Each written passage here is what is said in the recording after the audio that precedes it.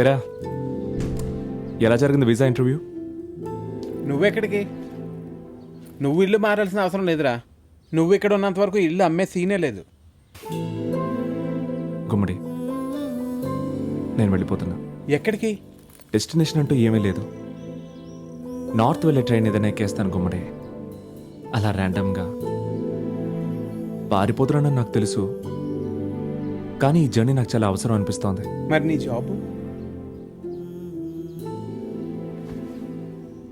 Mobile, internet ఇవేమీ లేకుండా కొంతకాలం ఫ్రీగా బతకాలి. ఈ సిటీ లైఫ్లో నాకు దొరికింది నువ్వు మాత్రమే. నీ కాలిఫోర్నియా బిజీ లైఫ్లో నేను ఏదో ఒక రోజు ఫోన్ చేస్తాను. అంతవరకు గుడ్ లక్. నా గుమ్మడికి సక్సెస్తో పాటు హ్యాపీనెస్ ఉండాలి. ఎంత ఖర్చు పెట్టినా తరగని డాలర్స్, సూపర్ మోడల్స్.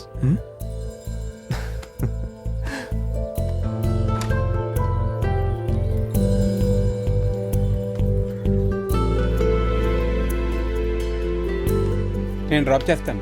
వద్దు, నేను వెళ్తాను రా.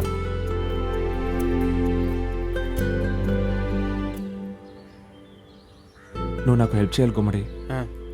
ఆ స్కూటర్ని తనకు అప్పగించాలి. బాయ్.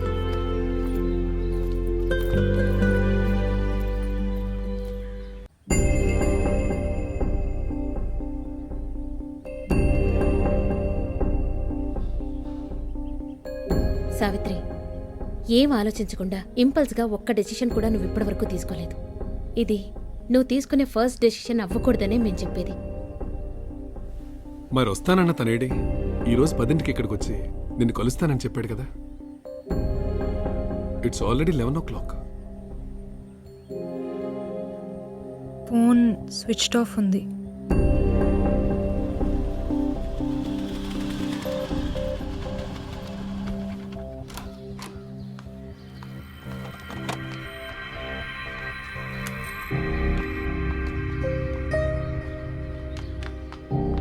బండి ఇచ్చిరమ్మని చెప్పాడు. గోపాలేడి? వాడు వెళ్ళిపోయాడు.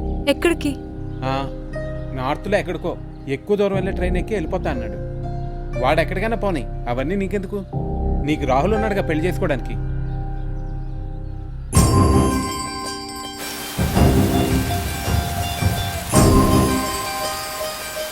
సావిత్రి,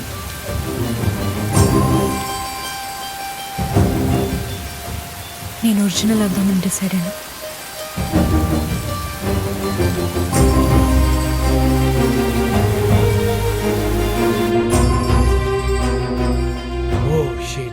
ఇవాళ పొద్దునే 10ంటికి స్కూటర్తో ఇక్కడికి వస్తాను, నాతో వచ్చాయని చెప్పాడు నిన్న.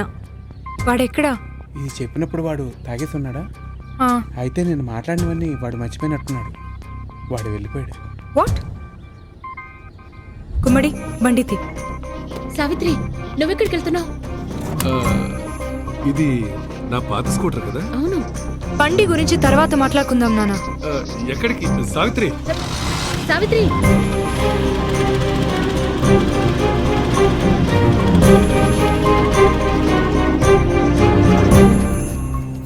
చాలా లవ్ స్టోరీలోని క్లైమాక్స్లు రైల్వే స్టేషన్లోనే ఉంటాయి.